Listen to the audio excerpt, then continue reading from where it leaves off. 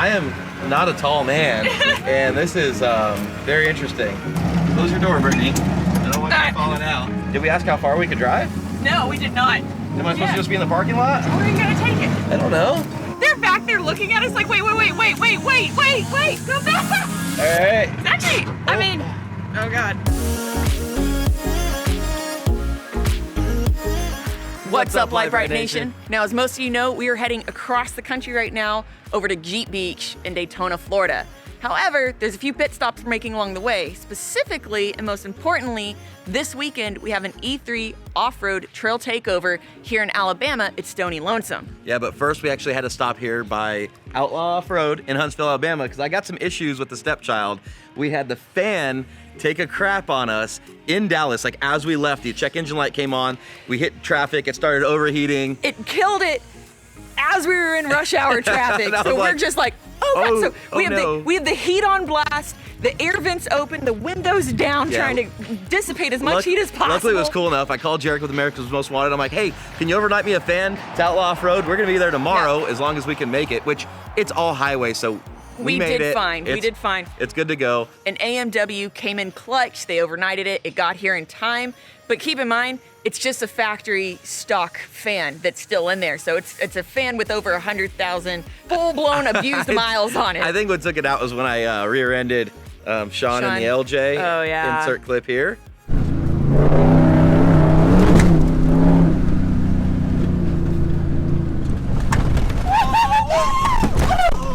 Kevin! Oh my God! He couldn't stop. He cut right in front of me. Oh my God! What did we take off his f***ing Jeep?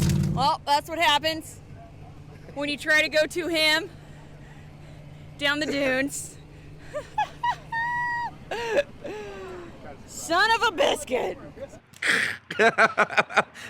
So Chris glued the fan all back together, like the shroud, and you could see where it had actually hit the radiator. So it hasn't been happy for a while. It's been limping for several months now. Yeah, so that's my fault. So we're here at Outlaw OffRoad. We've got that plus a few other things we'll show you. We've got to get done with the stepchild. Yeah, an alignment. Yeah, but also while we're here, we're gonna make full use of our time, and we have a super rad, I was gonna say surprise, but we're just gonna tell you what it is because we want you guys to stick around in the video and check it out a little later in the video because it's gonna be sick.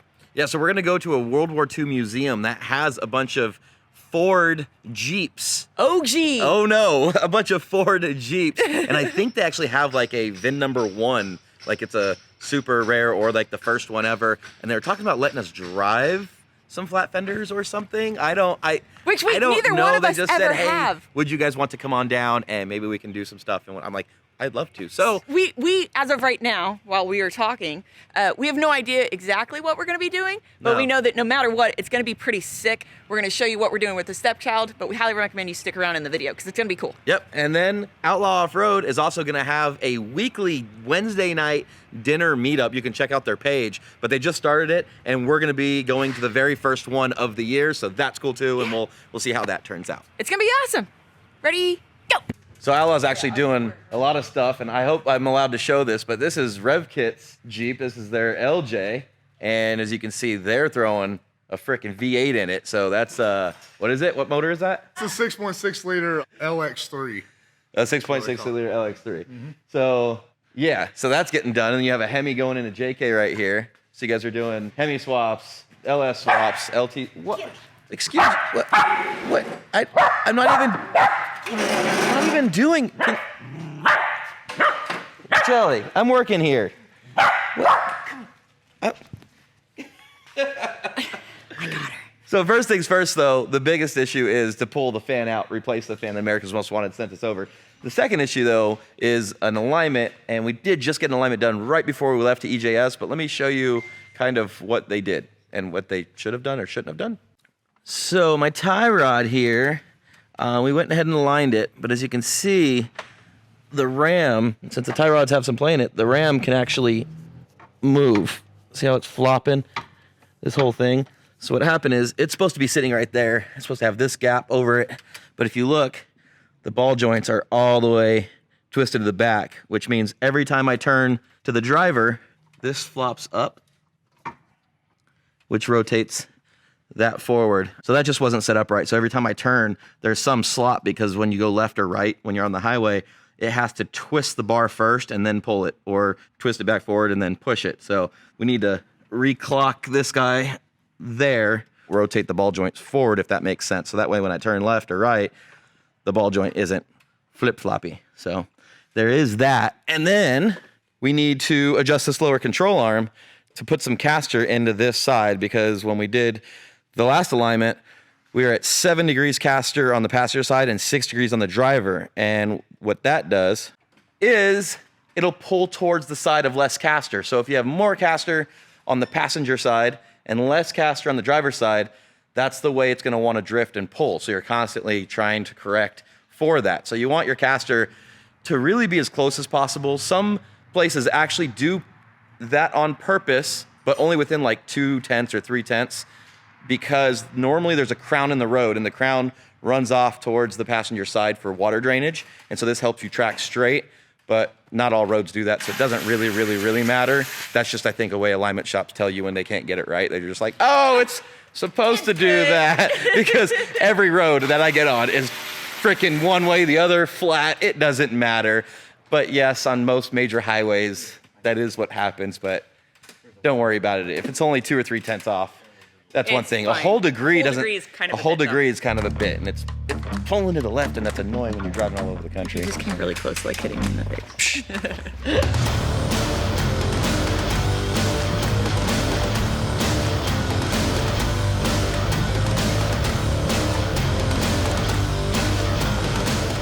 All right, so we got the fan out. Let's see if you can hear this on video. I don't think. It's supposed to be making that noise? No, so it's completely froze up in Dallas, and then I grabbed it and I was like yanking on it, getting it to come free. You got it to unseize. I got it to unseize, But obviously it was gonna seize again. You can even see how it's, when I hit it, look at the gap here versus the gap. Like, yeah. Oh, here's what it's supposed to sound like.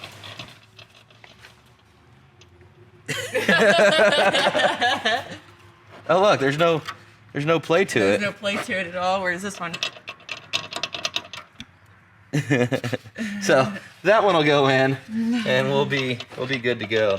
So I don't know if these are just straight OEM or if they actually do something different for the Hemi stuff, like why we got it from Jared. I thought I think they put like a better fan on the OEM unit or something for more airflow.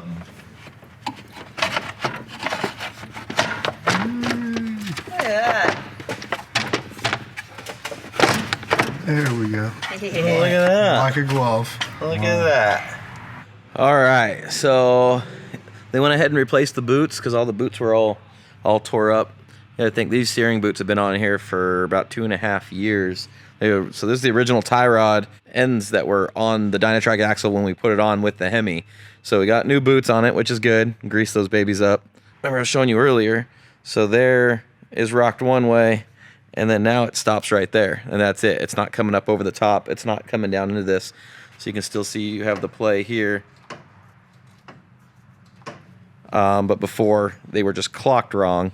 So now, if I go left to right, the only play I have is that. So it shouldn't actually have much play anymore. It'll sit right in there, and just that way it'll push and pull straight from the ram. And we did find out also that these two ball joints have some play in them. But what's good about these Dynatrack ball joint eliminators actually is they're rebuildable. So I can just get some new rebuild kits from them, pull the knuckle off, and go ahead and rebuild these. So this side's got a little bit of play. This side's still tight. Everything I've done in 2.5 years, I'd say pretty dang good to have to go through it maybe once every 2 years with how much I wheel, which would probably be 5+ years with other people. Looks like we're pretty set there now. I think that's gonna actually really help out with the steering that I was having, like the issue with feeling the tie rod flop. And one of the deals we actually have with Outlaw OffRoad is any of the 5, soon to be 6 locations, if you head in and you're a new customer, if you've never used them before, you mentioned that you came to have stuff done because of Lite, they're gonna hook you up with a discount, and obviously they're gonna take care of you. They're gonna take care of anybody, but I was told that if you've never been a customer, you were unsure, well, you can come on in, say, hey, I heard about you from Brite. You need to hook it up. I don't know. I think it just depends on what you're getting done, how many parts, or if you're just getting alignment done like this, or what. Actually, that's not all we did here, huh? Because we did a fan and we did a whole bunch of stuff. So if you go to theoutlawOffroad.com, you can actually go to get a quote online from any of the locations. And as a referral, you can put in Brite. So you can get a discount from there. I am sure that if you go into the location, they might be able to do something a little bit better for you. But if you go to theoutlawOffroad.com, you can actually still get a quote from any locations near you. And it would be worth the drive if it is a little bit further from you than, say, another store. I get it if you already have one that you truly trust, and that's what's most important. But if you're looking for a new shop or you're looking to try out another shop, we're working with them directly. This isn't like a secret. Like we've partnered with them because they have stuff all over the East Coast. And generally when I break something or damage or whatever, it's because of the wet and the trees and the stuff out here. So that's, it's just somebody we wanted to partner with, and they have a lot of locations. Plus our good friend John Bandman is going to be opening up his own Outlaw Off-Road. That's coming in June, and we'll be doing an open house there. But more to come on that once I have more information.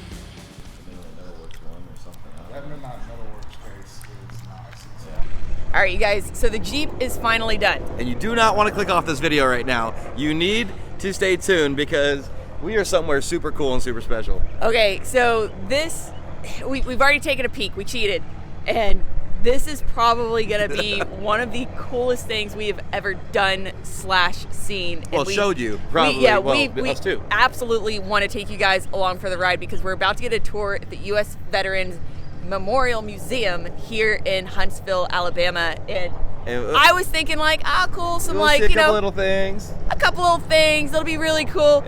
We walked in the building and I was like, holy cow. Nothing can prepare you for what you're about to see in this building behind us. And the knowledge you're about to get dropped on by the guys here. Dude, this is gonna be awesome.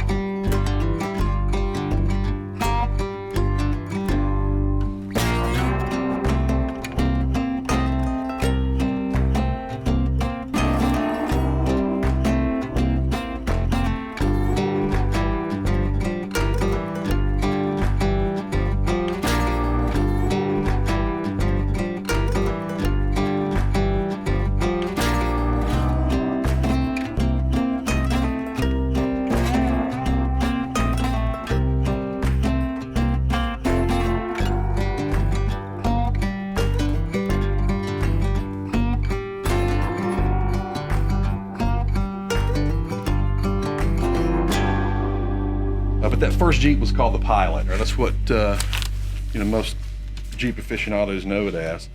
And here's a photograph of it. I'm sure you guys have seen it. The Pilot was delivered to the Army at Camp Holabird 30 minutes shy of the deadline. You've heard the story. They drove it there from Butler, Pennsylvania to Camp Holabird. Rolled in 30 minutes before the deadline on September 21st, 1940.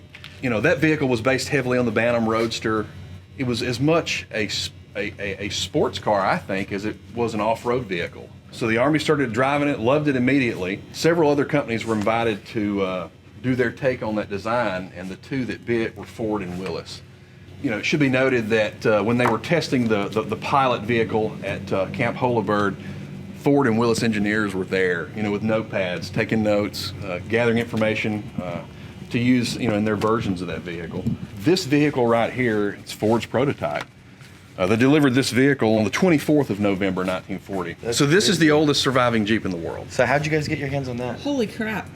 Well, Randy bought it at auction from the Henry Ford Museum back in the 80s. They got a new director, and they were purging things from their collection, and he felt like this didn't. He felt like the number one. He felt like with the the direction they were going. So fortunately for us, it was auctioned off. How silly.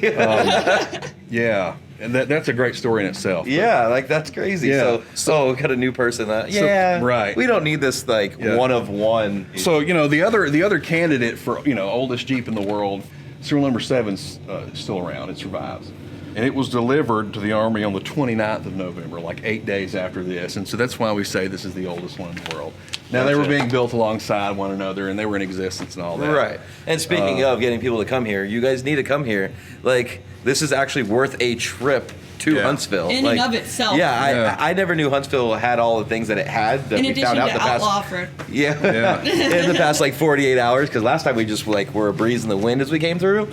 But this is something you just got to come see, because we'll show you the rest of this, but this is where we just wanted to start. So one of the things you'll notice about the Pilot, the Bantam Pilot, the first 70 cars that Bantam built, they have this rounded hood, the headlights are out front, and those are some things that somebody thought, well, hey, we'd like to change it. We think we can do that better. And one of the things that the Ford variant pioneered was the flat hood.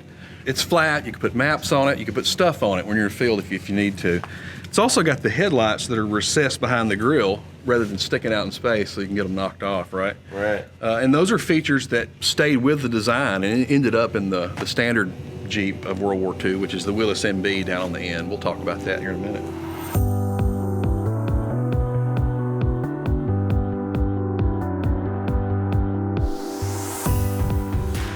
This, I think that was applied by the Ford Museum, though I'm not certain. This vehicle is unrestored. It's an original survivor condition. This patina is original. We do a little mechanical work here and there to keep it functional. It smokes a little bit when we run it because the engine's never been rebuilt. We did get it out, I think, on its 75th birthday and drive it around outside the museum. They'd never built one of these before. This is the first one, and they're putting it together, and oh man, there's an interference problem. Let's fix that with a hammer. Yeah, just hammer it in. Sounds like the way I work on my Jeep. Willis also submitted a vehicle several days before the Pygmy was submitted to the Army, and we generally know it as the Willis Quad. It is not known to have survived to this day. Hopefully it's still out there somewhere, but it hasn't turned up yet. Nobody knows yet. Yeah. So these other three vehicles here represent what I would call the second round of the competition to build the Jeep. This one here is a Ford GP, which is an evolution of the Pygmy, right? You can see it's very similar with a few tweaks. This vehicle is the 1941 Bantam. All the original 70 had the rounded hood, the headlights sticking out in space. This time they've adopted the flat hood and the recessed headlights. And so the Army ordered 1,500 of each of these vehicles, Ford GPs, the 1941 Bantam, and the Willis Mb. The Willis Mb here is an evolution of the Willis Quad, right, that we talked about earlier.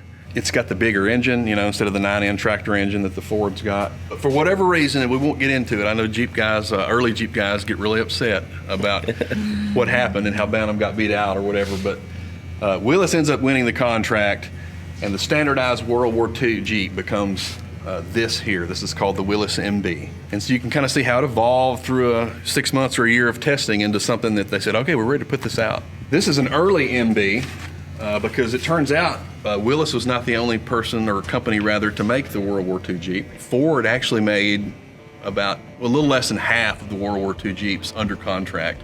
So they didn't build their GP, they built the Willis design, like interchangeable parts in their factories.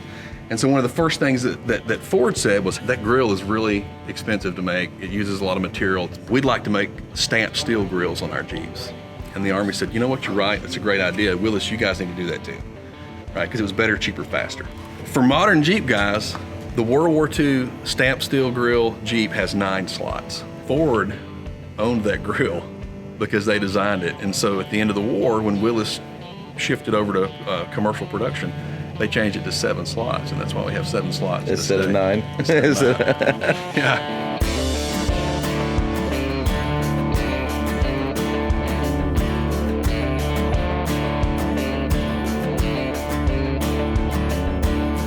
So Ford made all of these. These are called GPAs, part Jeep, part boat.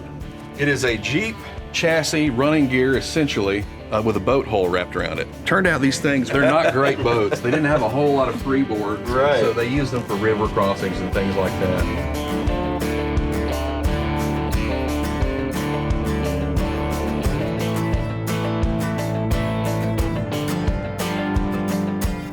This is an early variant, or of the M3 Stewart light tank. As you can see, it's powered by a radial aircraft engine. So the turret here, it's got a 37 millimeter gun with a coaxial 30 cal Browning machine gun. This is actually the only known surviving riveted turret model of this tank in the world at this time. Yeah, so the tank behind it is the other end of the story, I guess, of the Stewart tank. It's an M5A1, and it's actually powered by twin Cadillac V8s. It's got one on either side back here.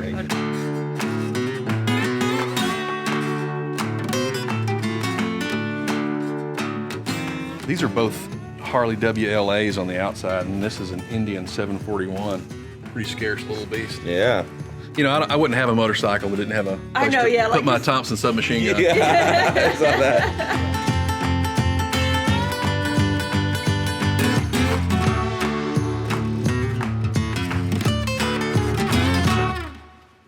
See, y'all make fun of me all the time for being short.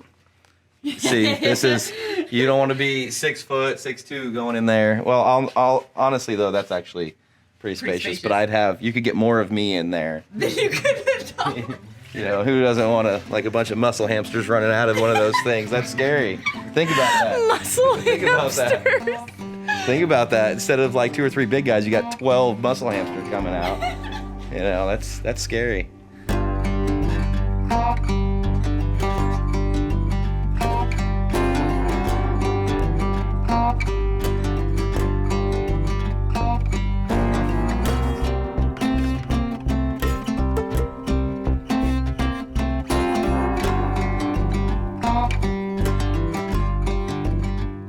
This is actually a G506 Chevrolet 1.5 ton truck. It's very similar to the ubiquitous CCKW, the Deuce and a half of World War II, but it's got one rear axle instead of two, so you just can carry less weight. But this was donated by a family that restored it for their father. What? Oh, wow. Yeah. This is called a Scout car, and this is obviously a half track. The difference being what propels them at the rear. So the Scout car's got the standard rear axle in it, and we've got the half track configuration over here.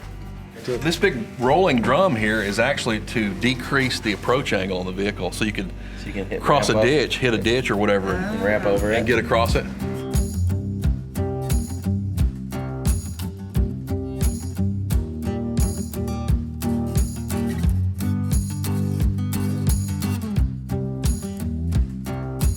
This one is a XM designed by Lamborghini in Italy, but it's Teledyne Continentals.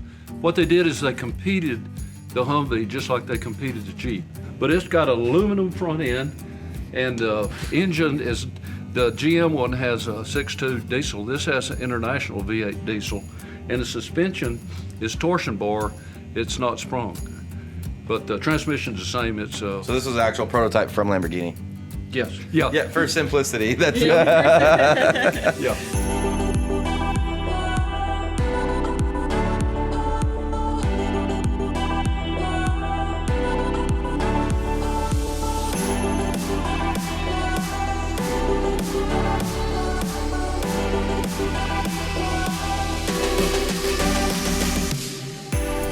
So this is a Waco Glider. This is actually just the front portion of it. I think it was about twice this long. They would tow these behind a C-47 transport aircraft with troops in them. So it was another method of putting men and material on the ground alongside paratroopers, right? This thing's big enough to fit a Willis Mb standard Jeep in it. And so they would fly you over the drop zone, cut the tether, and the pilot would glide into the landing zone. It's a flying trailer. It's a Yeah. flying It's trailer. a flying trailer.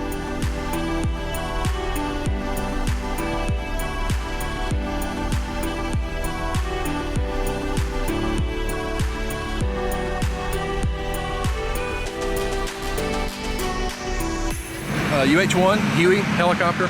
We used these in Vietnam, and Randy actually traced the serial number on this aircraft. So this was at the Battle of the Drang Valley.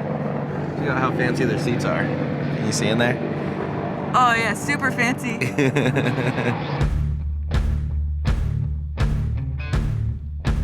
Patrol Boat River, PBR is what they're typically called. They use these in Vietnam, patrolling the rivers, and it's actually powered by a couple of jet drives.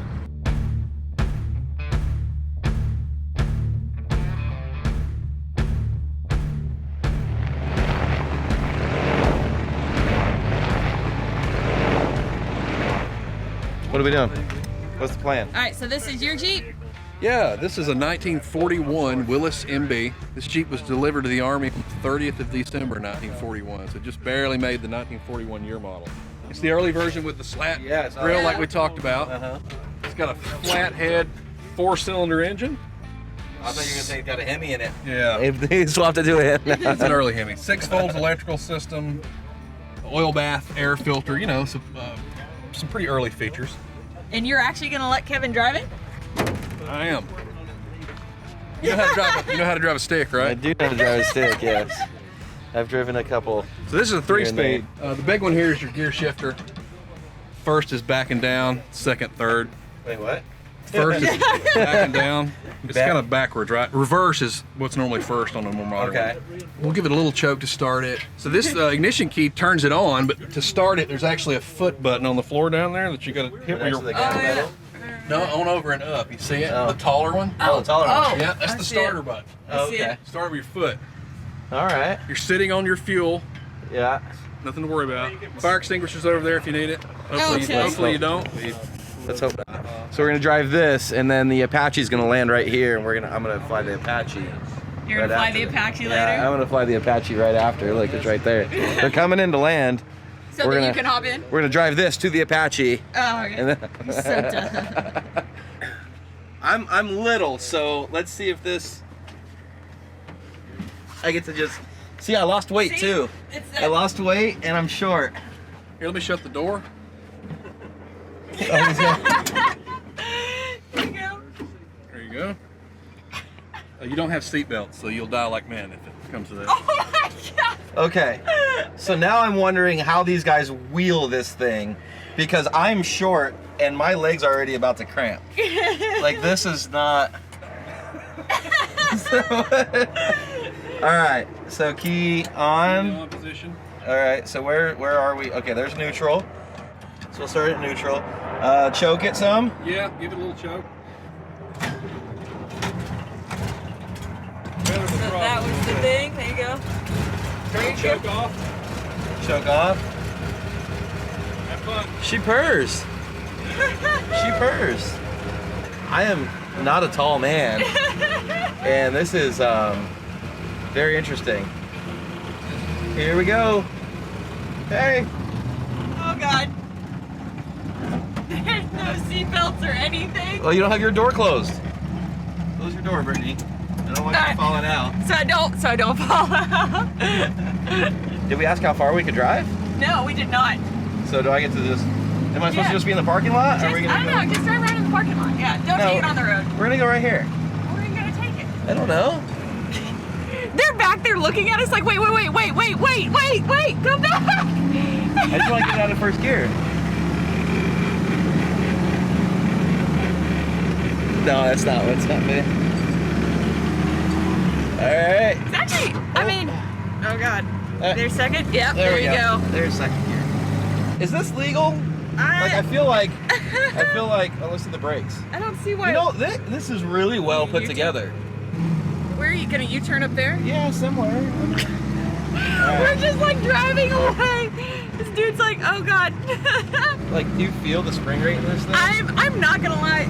This is absolutely terrifying because there's nothing like. I feel totally Third exposed. gear. Here we go. Oh my God, Kevin! This is like running out of runway. I thought it was gonna feel like really old and janky. No. And it feels very solid. Like the steering feels great, the clutch feels great, it runs. Look. It gets up and goes. I can't. There you go. You got seconds that time. Yeah. I mean, yeah. Look at it. I mean, this is faster than a Miata. We're doing 40 miles an hour. Okay, 40 miles an hour, and this is terrifying, though. Nah. I feel like if you just jerked the wheel, I would go whoop, like out the door window. I'm holding on like here.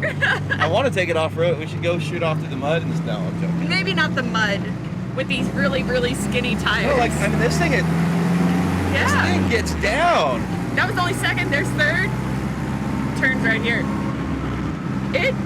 Wave at him.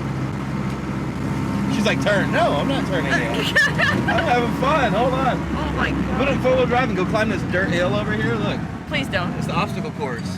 That's not what that is. It's not? This is so cool. Listen, you gotta feel the steering. You wanna drive back? No? You drive back.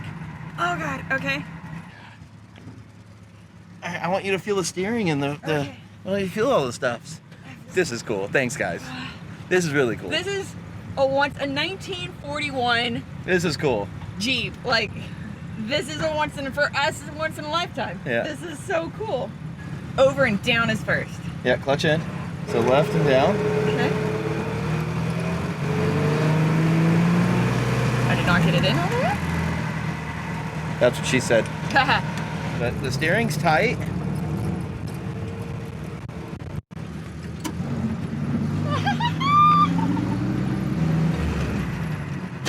Yeah, you got it way better than I did. Faster than Kevin. You watched me do it first, but This is so cool.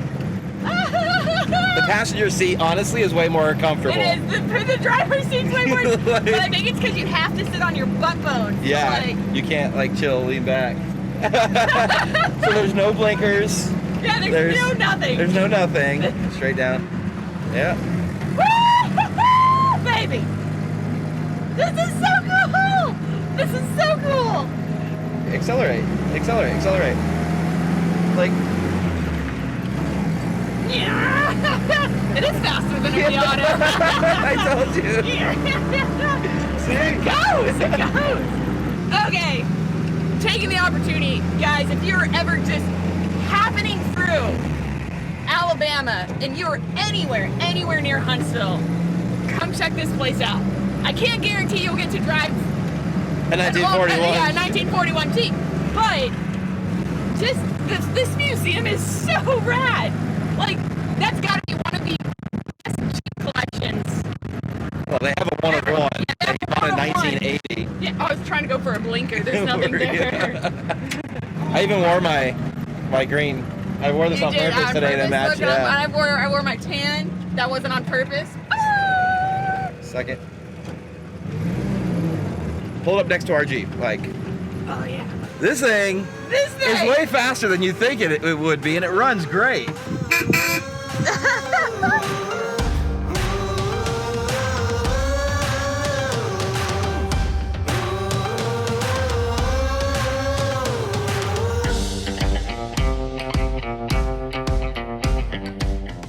Now, the absolute perfect way to wrap all this up is with a bunch of Jeeps and, of course, a bunch of friends, quite a bit of alcohol at a brewery with Outlaw OffRoad. I'm So we're Outlaw Man. We're actually at an event called Rocks and Locks, and it's over here in Huntsville, Alabama. It's straight to ale at Campus 805. Every hump day. Every hump day, every Wednesday night. People know Luckily what for us, people we know are what here. hump day is. People know. You don't have to say every Wednesday night. People know what hump day is. Hump Day, aka every Wednesday night, for anyone who doesn't know what it is, 'cause I'm sure someone did it. Okay. So I'm every sure Wednesday some- night, come out. There's Jeepers, there's Jeeps, there's beer, Alcohol, there's tons food. of actually good It's- food. We're about to go eat that. Yeah, this place is, honestly, it's pretty awesome, especially because you can walk around with your alcohol. I'd show you mine in my hand, Oh, but I just except drank it. Kevin just drank mine. So I have to go get my own now. Yeah. Adam, hold it for a second, and And I added 2 straws to now it, it's just and ice. gone. So I'm gonna go get a refill, and yeah, you guys should definitely come hang out if you're in the area. No time to worry about the past. Await the future to come at last. This time tomorrow, I will be gone. A fading memory, forever worn. I wanna wake up with Sign the Jeep. I wanna step out in a world that's brighter. We are the people of tomorrow. We stand together, raise our hands up higher. Thank y'all so much. There you go. Food signing. We raise our hands up to the sky. Higher. Thank you. We raise our hands up to the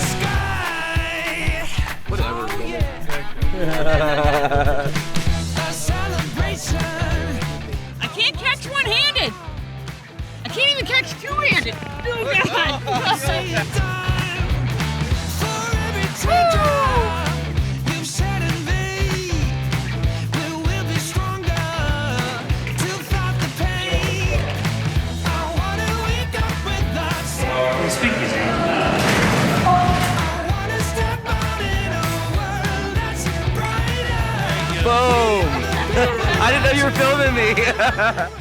Who knew Huntsville, Alabama had like This much stuff. this much stuff, and we didn't even get to show you a portion of it. This is a whole school full of speakeasies and bars and tacos and guacos or whatever it is.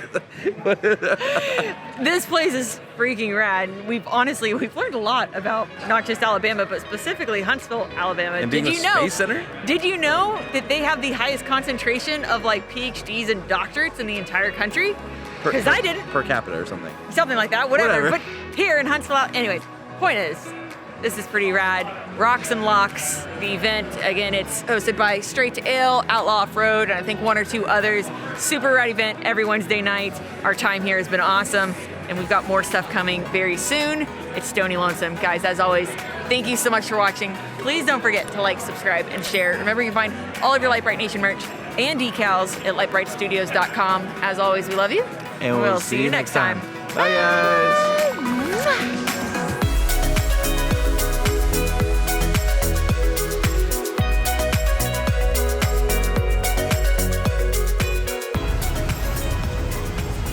Jelly, what is that? Look at all the fish, Kev. Look at all of them. What are those? Where you going? They're all right here. That one's fake. You know what a turkey is. We got those at the house. You see the fish? Do you see the fish? What are those, Jelly?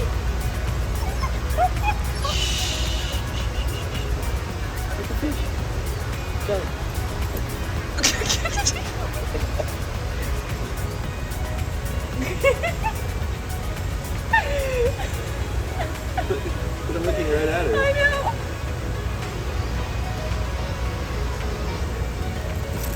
Oh, Chili. Hey, you cannot have the fish. All right, that's enough fish. Come on, no more fish.